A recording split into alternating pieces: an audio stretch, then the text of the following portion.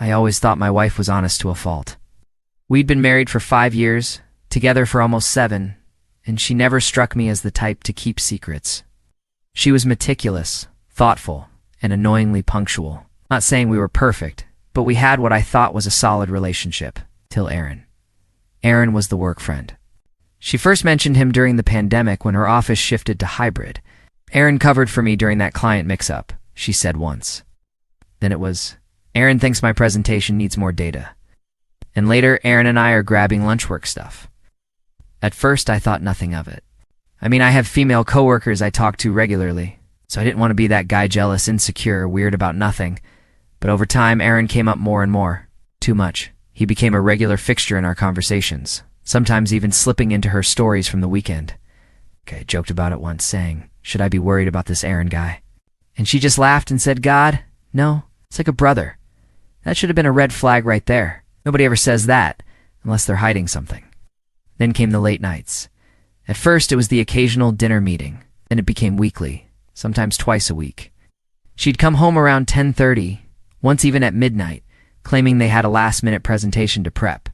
I started to feel that awful tightness in my chest that you get when something E's and T adding up. But you, Dan T, have proof yet. I didn't want to be controlling, so I said nothing. I let it slide. I trusted her. One night around 11 o'clock, I happened to glance at her phone sitting face down on the kitchen counter. I wasn't snooping.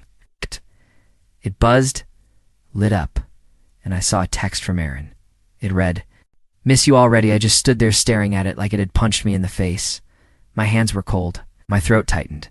I didn't want to believe what I was seeing. When I asked her about it, I tried to stay calm. "Hey," I said, "Aaron just texted you. Something kind of weird." She froze. Then quickly replied, "Oh, he's just joking. That's just how he is. He's going through some stuff, therapy and all. We've been talking more. It's nothing like that." I didn't believe her. But what could I say? That she couldn't text her coworker? That emojis meant infidelity? I decided to wait. I figured if something was really going on, it would eventually reveal itself. And oh, did it ever. After that text, I couldn't shake the feeling. Something inside me just knew that gut-deep certainty you never want to be right about. But I didn't want to accuse her again without proof. I told myself I was being paranoid, overthinking. The seed had been planted. I started paying attention. Her phone, once left casually on counters or the nightstand, was now always face down or in her pocket. She changed her passcode. She never used to have one. That alone made my stomach turn. One night, she said she was going to a team dinner with Aaron and a few coworkers. I asked where.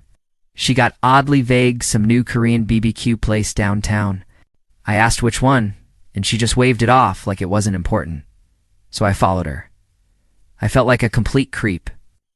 I waited 10 minutes after she left, got in my car, and drove downtown. It took me a while, but I spotted her car in the lot of a quiet little restaurant. It's definitely not the kind of place that hosts work dinners. I parked across the street, heart pounding, and waited. About 20 minutes later, I saw her walking out laughing with Aaron. I recognized him from a photo on her company website. He looked older than I expected. It didn't look like coworkers.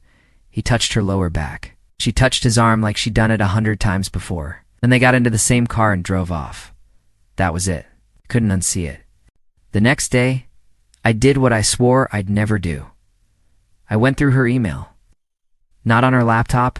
She'd started logging out of everything. But one morning, she left her iPad open, and I couldn't stop myself.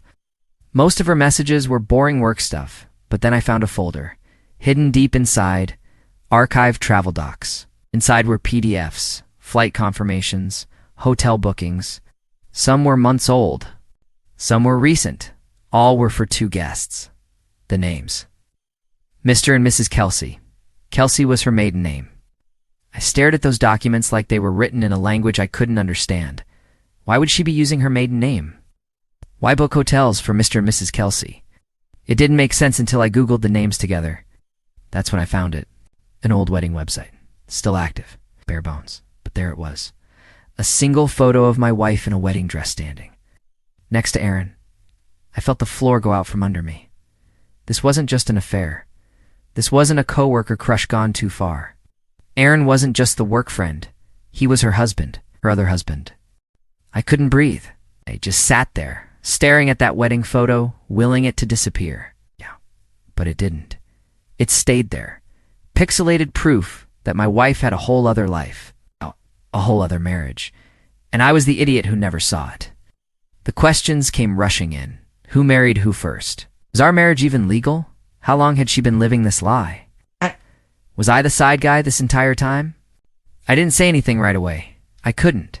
I needed more. I needed the whole story before I confronted her, because part of me still wanted to believe there was some kind of mistake. Some explanation that would make all of this less insane. So I kept digging. I hired a private investigator. He was expensive. But within a week, he delivered a report that shattered what little I had left of reality. She had married Aaron 7 years ago, in another state, under her maiden name. They had bought a house together. She worked at the same company back then, just in a different branch. Then, 3 years ago, she moved for a promotion. That's when she met me. And somehow, she married me too. No divorce records, no legal name change. She simply created 2 lives, one in each state. She used different IDs, 2 sets of bank accounts. She paid taxes under both names. It was the most organized chaos I'd ever seen. But the most chilling part, she had a kid with Aaron, a son, 4 years old. She'd told me she didn't want children, was living with someone who had lied to me every single day. I slept beside her. I told her everything. She knew me. But I didn't know her at all. So I planned the confrontation. I waited until a Sunday morning. She made coffee like normal, scrolled her phone like normal, kissed me on the cheek like nothing was wrong. I watched her sip her coffee, and then I just asked, "Did you enjoy your dinner with your husband?" She froze. The color drained from her face. "What?" "Aaron. You know, the man you married 7 years ago? It's the one you have a kid with? You've been playing both of us." "Why?" She stood up so fast she knocked over her cup. It shattered on the floor. "That's not what you think," she said. I laughed. "No." Then explain the wedding website, the travel documents, the child. Explain anything because I've got receipts. She didn't deny it. She didn't cry. She didn't apologize.